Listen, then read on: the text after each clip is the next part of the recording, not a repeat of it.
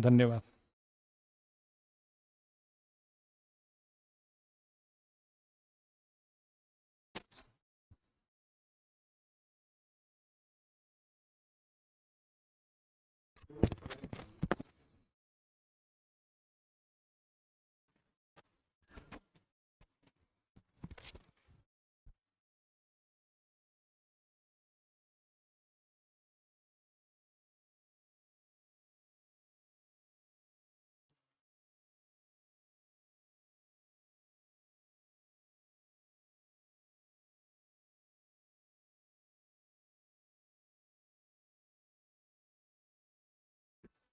You're on.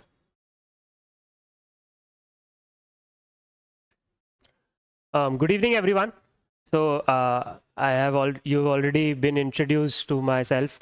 So I will not take more time and talk about myself.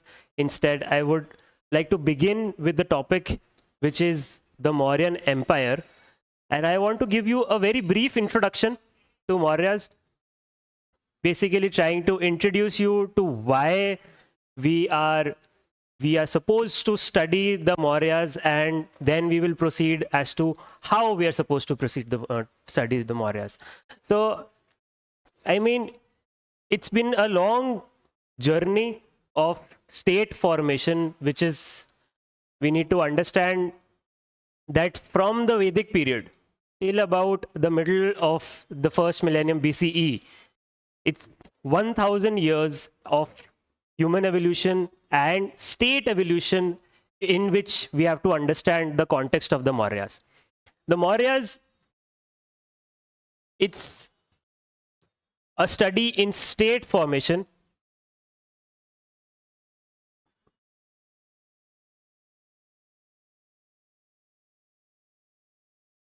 Precisely. It's a study of state formation, because I am addressing you as you might be undergraduate students or you might be preparing for any competitive exams, but you are just out of your plus 2 classroom, and I am giving you a very brief of what and how we should understand the Mauryas. The context of the Mauryas, how and why it should be studied, is state formation. State formation is the context, because you see, from the Vedic period till about the middle of the first millennium BCE, with the formation of the Mahajanpadas and everything, I hope that you've studied all of that and you have got a brief background of all of that. It is a pastoral society that evolves into a state monarchy. People who have got no idea of what a territory is. Pastoral people have got no idea of what a territory is. They move from one place to another, right? And so, in 1000 years, we understand that there is a state that has come up, that has got defined the territories in which people have to rule, people have to reside, people have to pay taxes, there is coinage. So we need to understand how this comes about. And that is precisely the significance of why we study the Mauryas. See, historiographically, from, let's say, the 1920s till about 2020s today, it's 100 years of studying the Mauryas. 100 years of how historians have started to look at the Mauryas since the beginning, with, let's say, people like KP Jaiswal, people like, let's say, H.C. Rai Chaudhary, people like, with 1950s, we've got R.S. Sharma, and then there's Thapar, and then there's a whole lot of perspectives from which we've started to look at the Mauryas. So earlier we were looking at the Mauryan Empire. We are trying to understand that there is a state formation that is not just existing, in Magad.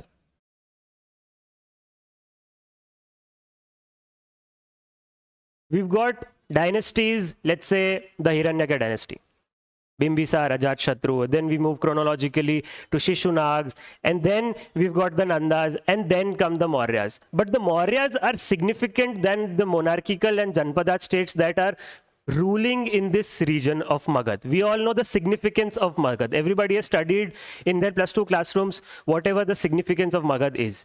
Okay. We've got iron over here, we've got forests over here, we've got land that is easily cultivable. So there's going to be a rise of surplus. And with this surplus, we've got iron technology. It's also a culmination of understanding what the peak of iron technology can be. 1000 years of having iron, or let's say 500, 600 years of being able to use iron to manufacture tools and weapons. That is what we need to understand and place the context of the Mauryas. It's the culmination of iron technology, the surplus, and all of this. Because you see, earlier we were looking at just a state and we are trying to rule and we are trying to build up. See, because there was a nationalist perspective. In the 1920s, there was a nationalist perspective that we need to figure out that Indians were able to rule themselves and build an empire, right? But then we moved on from, let's say, just state formation and political studies, and now we are trying to look at art history in the Mauryas with sculptures. So we have proceeded from, in 100 years, we've proceeded from just political studies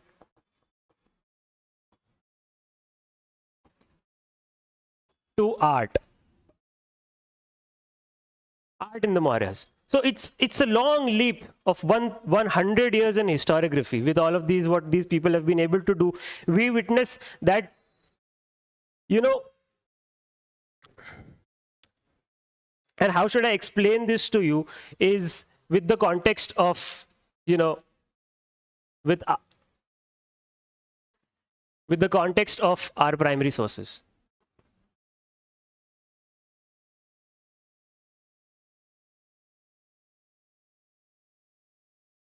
The primary sources. So now, having understood why we try to study the Mauryas, the context is, you know, the culmination of iron technology, social change that has pertained to that. We see that there is this is the culmination of what an empire on an ideology of religion can be of the state. How a person becomes most important to a society that used to believe that there is no collective property. With Vedic nomadism, we know that there is no collective property. There is no individual private property. To an emperor who is to be ruling over the entirety of mass from, let's say, Afghanistan to Gujarat to Karnataka to Odisha to Bengal. One state becoming so dominant, and we've got a territorial control of this one singular emperor. So we need to understand that this context of study is to be interlinked with how an empire works with in context of all of these places. How a person from one place, from one capital, which might be Rajgriha and then later Patliputra, is able to rule over all of these regions, right? So this is a regional study. We have to understand the context of all of these things. So then we come to the question of why and how we should study the Mauryas. So how we should study the Mauryas is basically through these primary sources. And what is the major primary source to study the Mauryas? To study the Mauryas, the major primary source is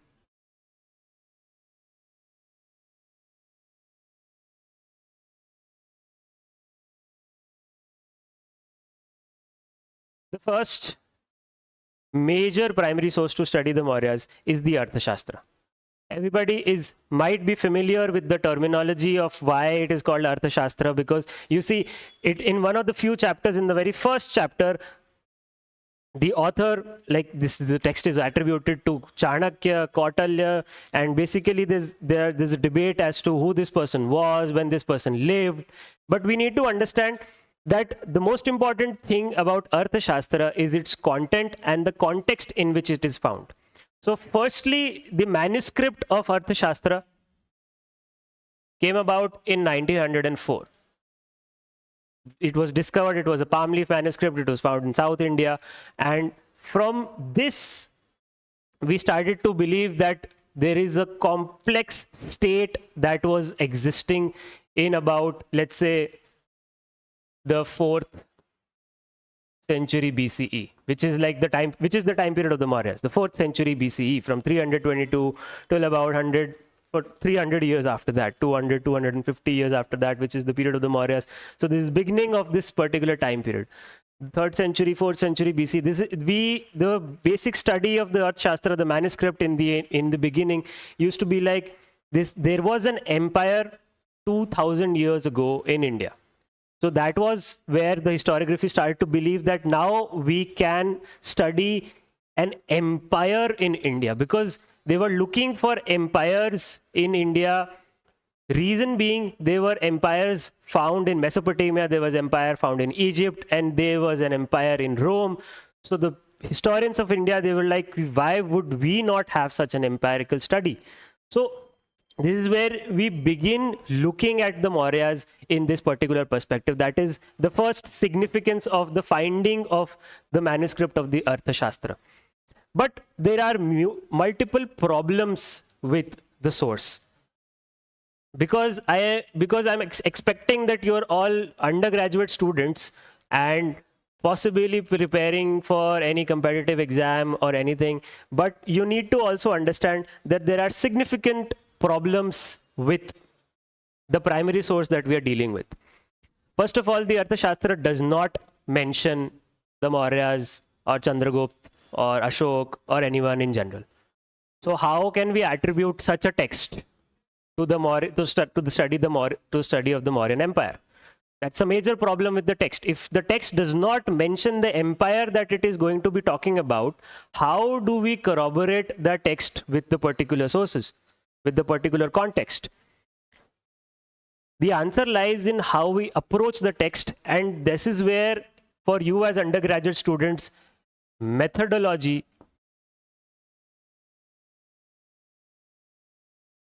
is something that you need to understand. The methodology of approaching such texts is the context in which it is found, A, and other references of this particular text. You see, Arthashastra is mentioned by multiple other manuscripts that are after this particular period. Say, for example, if Arthashastra is attributed to, let's say, 3rd or 2nd century BCE, or the study of the period of 3rd or the 2nd century BCE, there are multiple texts, let's say, and I will name them for you, which is firstly Nitisar, which is by Kamandak.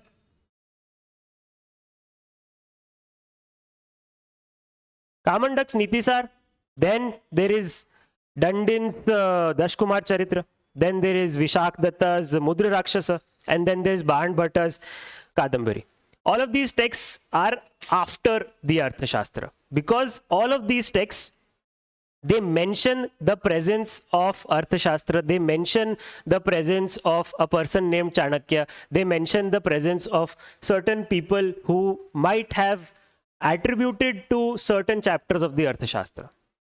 So let's so that is how we date that, because these texts, the later texts, let's say Vishak Datta's Mudra Rakshasa,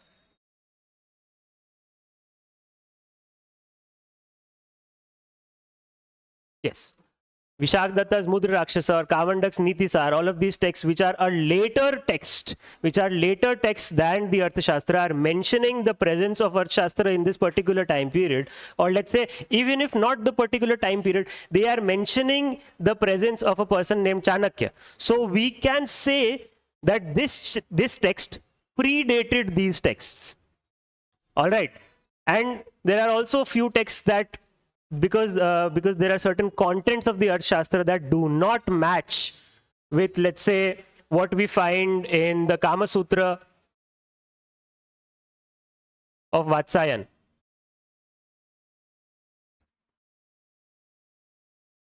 All right.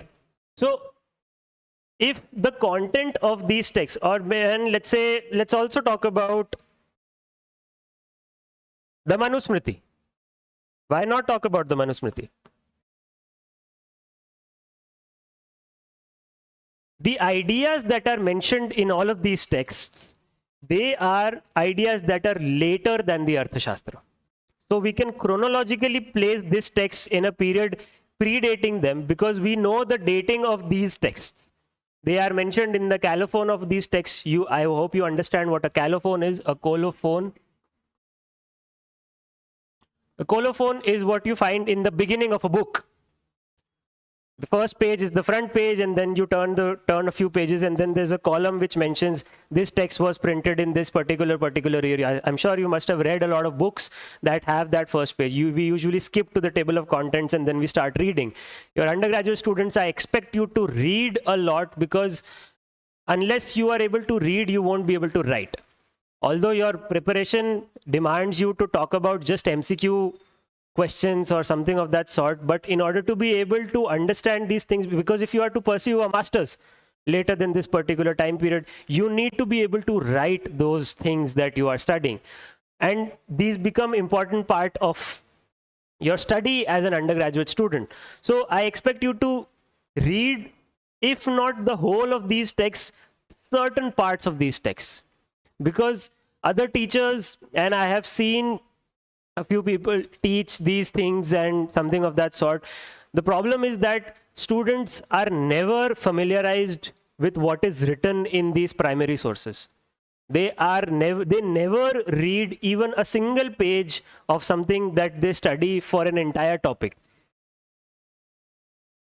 See, the difference of understanding a text through historians or through your teacher and then going on and differentiating it with reading the primary source itself is that when you read the primary source itself, it stays with you. It's like a story that stays in your head. Everybody in their childhood must have read a story of, let's say, Premchand's Eidgah. Everybody remembers that story because you read that story.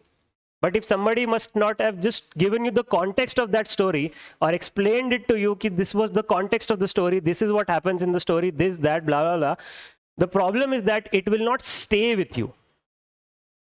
So I expect you to read at least certain parts of these primary sources, and the problem is that people don't read it even though these are easily available online.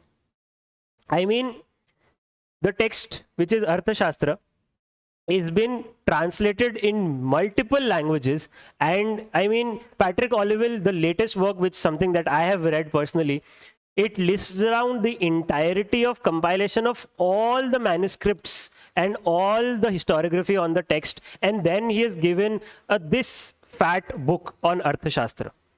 This fat book, and I don't expect you to read the entire book, 600 pages long. No, just read 50 pages. Just look at the table of contents, memorize the table of contents, and look at what the author has done in that particular thing. With the Arthashastra, the structure of the text, it's got 15 chapters. It's got 15, what do you call it? Adhikaranas.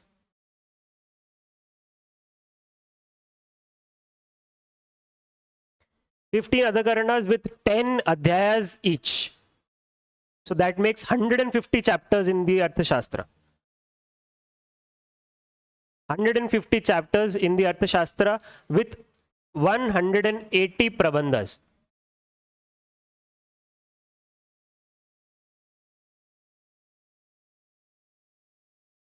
So that means Chanakya, or the person who has written the Arthashastra, is dealing with 180 topics distributed over 150 chapters in 15 adhikaranas. So usually I've seen a particular questions in, let's say, JRF, and I've seen a particular questions in RPSC paper also of what does the first adhikarana, or let's say the 6th adhikarana of Arthashastra talk about. This has been questions. So you don't read the whole Arthashastra. You just look at the table of contents of Arthashastra. When you look at the table of content of Arthashastra, you know that this is what each adhikarana is going to talk about. All right. And you just memorize that. Table of content is what? 2 pages. You don't have to read anything else. Just read those 2 pages. All right. And you know what Chanakya, or let's say the Arthashastra, is going to talk about. Now, in that context, what I also want to tell you is this. The Arthashastra is largely a prescriptive text, which is the problem with the primary source, because we are dealing with the primary source and we are dealing with the Mauryas, so we need to deal with the primary source itself. All right. The Arthashastra gives what an empire should look like. It does not exactly say that this is what the Mauryan Empire looked like. The Arthashastra says this is what the Mauryan Empire which might happen, because there is a very peculiar case. We don't know of the origins of Chandragupta Maurya. The first mention of Chandragupta Maurya is possibly in 321, or let's say 331. 331 is important. Why? Because 331 BCE is the year when Alexander comes to India. He invades. All right. So there is a reference by Justin, who is a Greek scholar. All right. Greek literature is also, I would say, a primary source talking about, Greek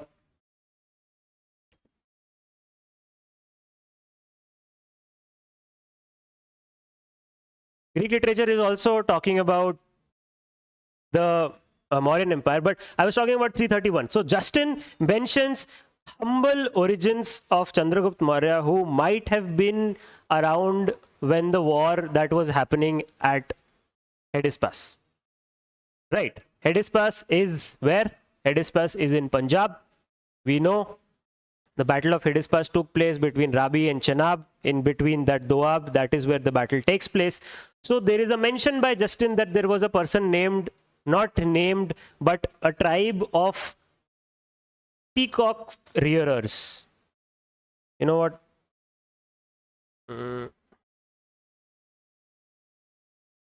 Peacock is more. From more becomes Maurya. So that is what Justin, or let's say the Greek writers or the Greek tradition, would try to say for Chandragupta Maurya. Peacock rearers. Peacock rearers. All right. So he might have been belonging to a tribe or a clan, because you see, this is where it's coming from. We were talking about state formation. In the period before the Mauryan Empire, we study clans and study of lineage to state. A lineage society to a state society we are coming about. So Justin also gives the origin of the Mauryan Empire as a clan that emerges into a dynasty later on. So a clan of peacock rearers who become Maurya later on was possibly what Justin attributes, or the Greek literature attributes, for Chandragupta Maurya, who is running around in Punjab later on, who finds a treasure in Madhya Pradesh, Satpura range, and from that treasure he is able to buy an army of mercenaries. And that army, and Chandragupta Maurya is met with Chanakya, who was, possibly insulted by Dhanananda Mahapadmananda at some point of time. And then Chanakya flees and basically runs away, because Chanakya was from Takshashila. Chanakya is even beyond this particular region. Chanakya is possibly over here sometime, because when he studies in Takshashila, he comes all the way to Magad for services, but he's snubbed away. He goes back. He's like, I'm going to have revenge. And when he has revenge, he finds this particular person named Chandragupta Maurya somewhere in the Satpuras. All right. This person has got an army. This person is of humble origins. Why not support this person's claim and tell him that I have written this particular text of statecraft, and we are going to employ all of these ideas and build an empire. So this is a very sweet narrative that sounds of how the Mauryan Empire must have come into being. But we can obviously problematize this further. And there's no limit to problematizing the primary source, because this is a story that sounds true, might not be true, but that is not basically our purpose of understanding. Our purpose of understanding is that the Greeks mention the Mauryas. The Greeks are in constant touch with the Mauryas. The Greeks mention the origin of these particular people. So we know that an empire is not built without having contacts outside the particular region. Right. With that, let us talk about another important source to study the Mauryas, which are as you all might have seen and read and whatnot, something that looks like this. And then there's, you know, a lion capital over here, an elephant, whatever it might look like. Like the pillars of Ashoka and the rock edicts of Ashoka.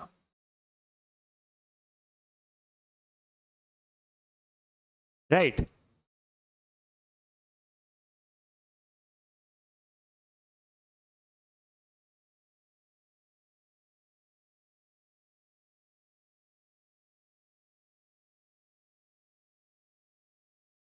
Ashoka and his edicts, they become the second most important source to study the Mauryas, because with this we can approach the study of an empire from an archaeological perspective. There are two types of primary sources: textual sources, archaeological sources, then there are coins and all of that. But the most important are usually, for historians, are considered textual sources. There's a saying that if you want to talk about the Rig Vedic period, you should either be a philologist or you should either be an archaeologist, because there is no other way to talk about Vedic religion if you don't know the philology behind the Vedas. Philology is something that we should understand if we are talking about textual sources, and archaeology is something that we should understand if we are talking about, you know, things like inscriptions, things like coins, things like, I don't know, rock edicts. So philology is what? If you don't know, philology is the study of the origin of the language. We go from this is the study of linguistics. It's basically beyond linguistics. We go into the original terminology of, you know, how the text was composed, the content and the context of the language, both of them together. Without that, we cannot study the primary source itself. Because you see, let's say, I'm just taking a brief detour in order to make it clear to you, is that Rig, or let's say Ramayana, the latest, or let's say like the earliest manuscript of Ramayana that we have been able to find is basically from 1000 CE. And it was found in Nepal, right? There are other versions of Ramayana that are being found later on. But does that mean that Ramayana took place in 1000 CE? No. We have to decode the kind of language, or let's say the terms that are used in this particular time period, in order to understand that this is a later thing, and then go back to what the content of the Ramayana is talking about, and then relate it with archaeology. Because archaeologically, the Ramayana probably took place around, because what Basham dates it to, let's say 2000 BC, certain other people date it to 1000 BC. So that's a debate. When exactly did the Ramayana take place, or did it even happen in the first place? But that's not the question. The question is what the content of that thing is and how we study a particular manuscript. Because I was talking about philology, we have to go back to what the basis of that manuscript is in order to study what is happening earlier on. So coming back to the Ashokan edicts, the language of the Ashokan edicts is Brahmi. The script is Brahmi. The language is Prakrit. And in the northwestern frontier, the language of the Ashokan, the script of the Ashokan edicts is Kharoshthi. So Brahmi is, Kharoshthi is written from right to left. Brahmi is written from left to right. So these are basic things that you might know and you can find in very, like, you know, basic textbooks. But the thing about Ashokan edicts and all of this that we are able to, we need to decode is basically this represents not just, let's say, missionary activities of Ashoka, because he might be talking about Dhamma at particular time. I think you all must have heard about this thing. Dhamma, Ashoka and his Dhamma. Ashoka is talking about Dhamma, good conduct with servants, good conduct with Brahmins, respect to the Brahmins and the Shramanas who are coming to you, the Dharma Mahamatras and all of that. What I want to tell you is that it is not just missionary activity of Ashoka that we find in the Dhamma. Dhamma is specifically an imperial policy that is imposed by Ashoka from the frontiers of the empire. Right? All across the frontiers of the empire, we see that he is writing stuff in all of these edicts. Right? We've got 14 major edicts that are found in 10 different places. All right. 10 different places we find these edicts that are written, and all of these edicts, they talk about, you know, different things, but mostly, and I would like to read, let's say, one major rock edict with you. The first major rock edict of Ashoka we can read, because this is right exactly from the primary source itself. You can find it in, if you need a translation of this particular thing, let's say all the major rock edicts and the minor rock edicts of Ashoka, just go to the text by Romila Thapar, which is Ashoka and the Decline of the Mauryas, and just read the appendix of that text. The appendix, 14 pages, all the edicts of Ashoka are transcribed in English. You can read it and you can learn from the language. You can read everything about it. And this becomes the primary source of us to study of what the imperial ideology of the Mauryan Empire was, or what it was becoming, or what it represents. So let's just have a little exercise and read the first major rock edict of Ashoka. It goes, and it's a translation in English. The beloved of the gods. The beloved of the gods basically is the epithet that is used by Ashoka in all of his inscriptions. Beloved of the gods, although is not the first time when a person is using this particular epithet. Chandragupta Maurya also uses this epithet, and other kings before him. So let's just briefly read the first major rock edict. It goes, the beloved of the gods, Piyadasi the king, has had this inscription on Dhamma engraved. Here, no living thing having been killed is to be sacrificed, nor is the holding of a festival permitted. For the beloved of the gods, the king Piyadasi sees much evil in festivals. Now, why am I highlighting parts of this particular thing is because several times the examiner is going to ask you, what does the first major rock edict talk about? There's going to be a match the following from, let's say, it's going to be written major rock edict 6th, 7th, 8th, and then you have to match it with, let's say, animal killing, renouncing of the world, Dhamma, and all of this. So if you have read that particular rock edict, it's easier for you to memorize it, what it says. All right. So in the first thing, he's saying no living thing having been killed, and he's saying evil in festivals. What does that indicate? It indicates from his imperial policy that he is inching towards less of animal sacrifice, and he's also inching towards stopping of all the rituals and festivals that might be prevalent in the society. And this is where we can understand from this primary source that we are understanding an empire that is talking about, you know, rise of Buddhism, because Buddhism does not talk about rituals. Buddhism is basically about, you know, understanding the ideology of the Buddha. It's about the Sangha and all of this, but it is not about festivals, and it is not about, let's say, ritualistic practices. And Ashoka is writing over here is that he sees much evil in festivals and rituals, though there are some of which the beloved of the god, the king Piyadasi, approves. But he's also saying that I approve some of them. All right. So this is where we understand from this primary source of empire studies is that empire exists with multiple people existing in the domain of the emperor. All right. Multiplicity of religions that are existing in the domain of the empire. This is what an empire becomes. That is why it is different from, let's say, a monarchy or a small janpada. That is why we study Mauryas specifically as an empire, because this is where it is becoming. We are moving beyond just, let's say, a particular region, or let's say a clan or a lineage, and we are going towards, you know, empire formation, and we are inhabiting different people in our domain. So he is saying that there are certain others that he approves. And then he says, formerly in the kitchens of the beloved of the gods, the king Piyadasi, many hundreds of thousands of living animals were killed daily for meat. But now, at the time of writing this inscription on Dhamma, only 3 animals are killed, 2 peacocks and a deer, and the deer not invariably. Even these 3 animals will not be killed in the future. We have moved beyond just not understanding empire into environmental studies these days.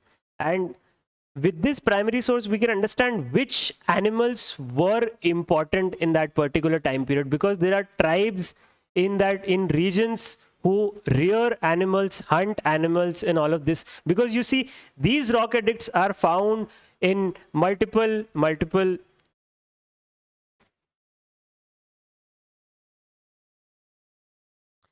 in, you know, these rock edicts are found in different regions, and different people will need different messages.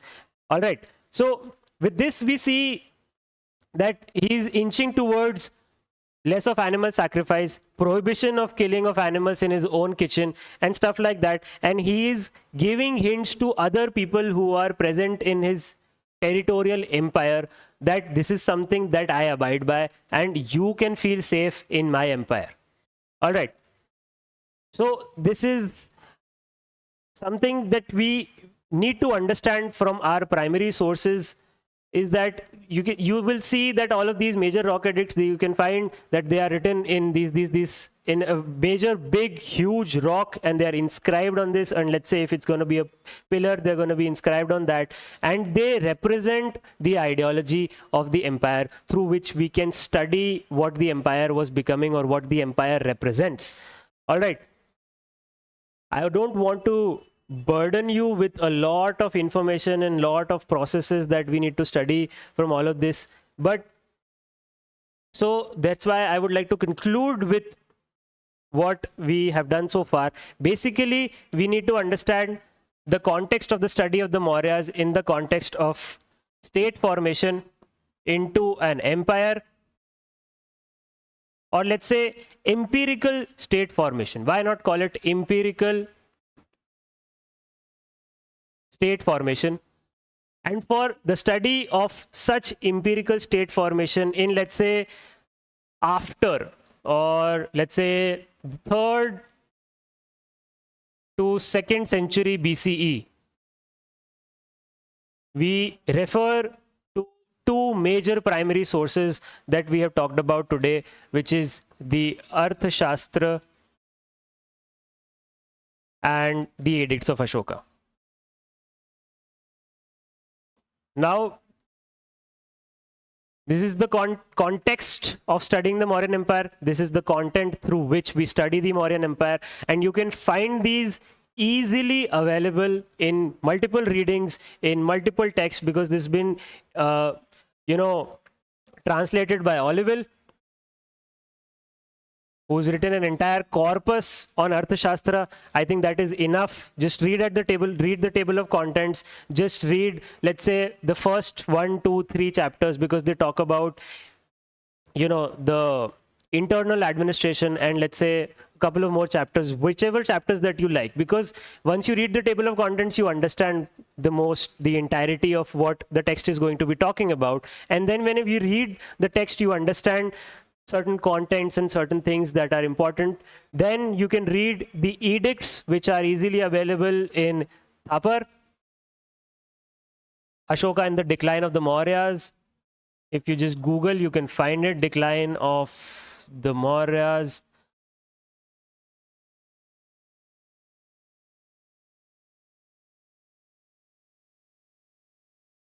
And just read the appendix of it, and you will be able to read all the edicts. If you just do this, you will know almost 70 to 80% of whatever there is to understand about the Mauryas. Because once you understand imperial formation and all the ideas that I've given you about imperial formation, and then you go ahead and read these things, which is basically 25 to 30 pages, you will understand 70 to 80% of what is there to understand about the Mauryas.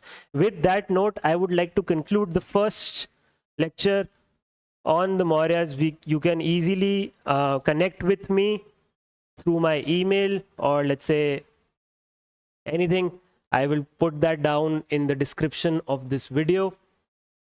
And that is how I would like to conclude the first lecture. Thank you so much for listening. You have been a wonderful audience.